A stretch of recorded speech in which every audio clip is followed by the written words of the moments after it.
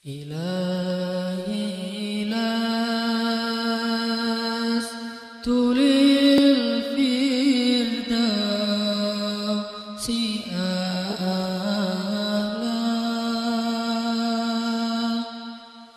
ولا أقوى على النار الجحيم فهب لي توبة واغفر ذنوبي فإنك غافر الذنب العظيم.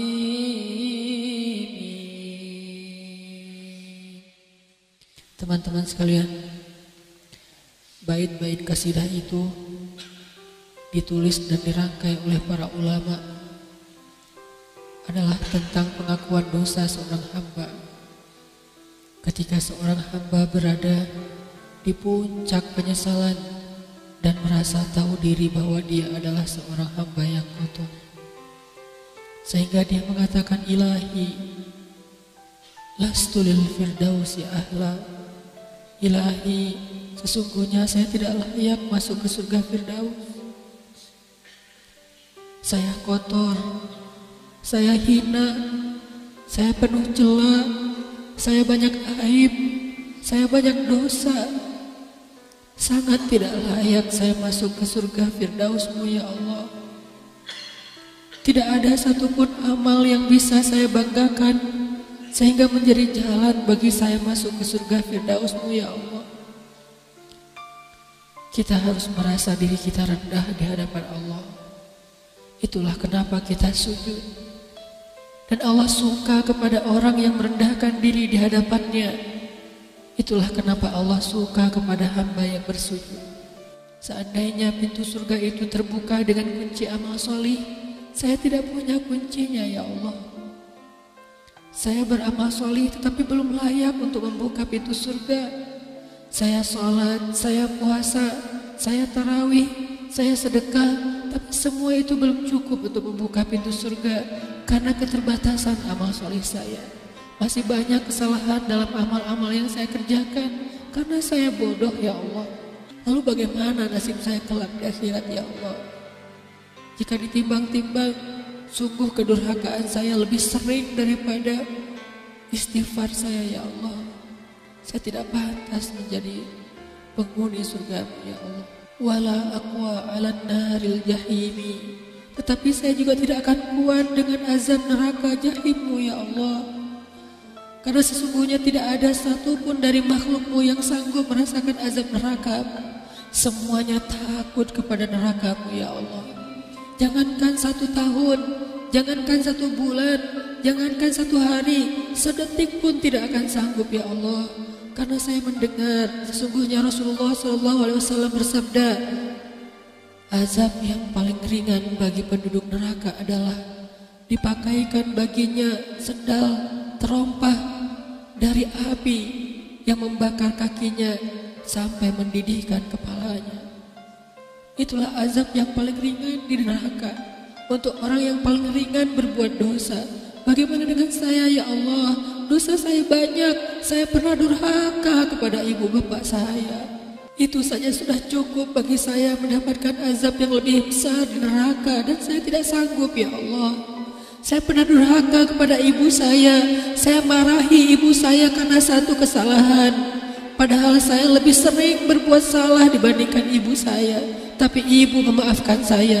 Ketika di waktu kecil saya memecahkan barang-barang ibu saya memungut barang-barang itu sambil tersenyum, membelai kepala saya, mengatakan nasihat-nasihat yang baik. Sama sekali ibu saya tidak marah kepada saya saat itu.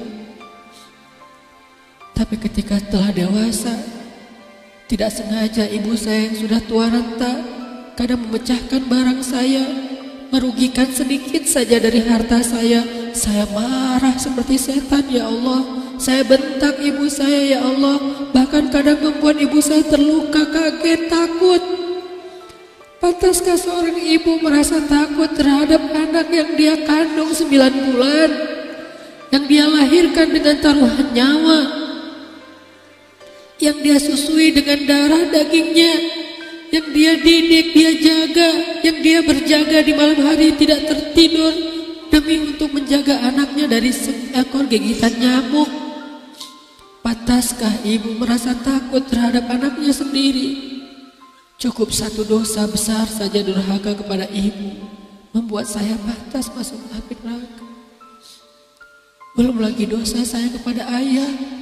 Ketika saya berdebat habis-habisan di hadapan ayah saya, hanya ketika ayah saya menasihati saya dengan satu nasihat sederhana, saya debat dia, seolah-olah wawasan saya lebih banyak, ilmu saya lebih banyak, pergaulan saya lebih luas, pendidikan saya lebih tinggi. Padahal semua itu saya dapatkan hasil dari perjuangan dan pengorbanannya. Ketika keduanya sudah menjadi tua dan lemah, kadang keduanya rindu kepada saya, ya Allah. Mereka memberi kami pesan, ya Allah. Mereka bertanya, bagaimana kabarmu anakku? Tapi kami tidak peka. Hati kami tertutup dengan ego dan sombong. Kami tidak bisa membaca teks itu dari perasaan mereka. Kami hanya membaca teks mereka dan tidak segera membalasnya. Kami anggap teks dari orang tua kami tidak penting, masih bisa ditunda untuk dijawab nanti sore. Padahal mereka sedang kangen, sedang rindu kepada kami, ya Allah. Mereka tidak mengatakan kami rindu kepadamu wahai anakku, karena mereka tahu kalimat itu akan mengganggu kami. Kalimat itu akan menjadikan hari kami tidak lagi mudah. Kalimat itu akan merusak konsentrasi kami dalam bekerja. Kalimat itu akan menghalangi banyak urusan kami, sehingga mereka menahan diri. Mereka hanya bertanya, apa kabar kami? Lalu kapan kami berbakti kepada mereka, ya Allah? Sampai seusia ini kami masih merepotkan mereka, ya Allah. Kapan kami akan berbakti kepada mereka? Rasanya kami lupa. Entah kapan kami pernah memijat kaki mereka setelah mereka seharian bekerja. Entah kapan kami pernah memberikan minuman hangat untuk mereka. Kami durhaka kepada orang tua kami, ya Allah. Bahkan setelah mereka wafat, kami lupa mendoakan mereka di dalam sholat kami. Harusnya kami disiksa di api neraka, tetapi kami tidak kuat, ya Allah. Belum lagi durhaka, kedurhakaan kami yang lain, dosa-dosa besar kami yang lain. Kami pernah bermaksiat kepadamu diam-diam, ya Allah. Kami pernah berbuat dosa diam-diam, dan padahal kami tahu itu dosa besar. Tapi kami tidak peduli, kami tidak takut kepadamu. Seolah-olah ancamanmu itu hanyalah mitos, seolah-olah ancamanmu itu hanyalah fiktif, seolah-olah apa yang kau firmankan di dalam Al-Quran itu tidak benar-benar ada. Kami sombong menantangmu dengan berbuat dosa. Banyak dosa yang kami tidak bisa menyebutkan satu persatu, ya Allah. Keluh lidah kami untuk menyebutkan dosa-dosa kami, ya Allah. Malu untuk menyebutkan dosa-dosa kami, ya Allah. Tidak ada yang bisa kami harapkan darimu selain Engkau terima taubat kami, ya Allah. Fahabli taubatan, beri kami taubat yang nasuha, ya Allah. Terima taubat kami, ya Allah. Kami belum berani meminta surgamu, kami juga tidak akan kuat dengan nerakamu. Kami meminta terimalah taubat kami, penyesalan kami, janji kami untuk kembali kepadamu, memperbaiki diri. Teman-teman sekalian, mari kita baca bait itu dengan penyesalan. Kita baca bait itu seolah-olah kita sedang curhat kepada Allah Subhanahu wa Ta'ala. Ilahi las Fidausi ahla wala aqwa ala nari jahimi fahabli tan wa fi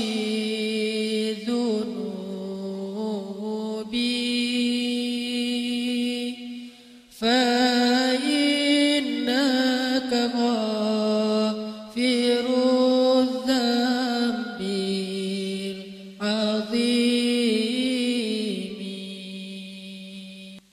فهب لي توبة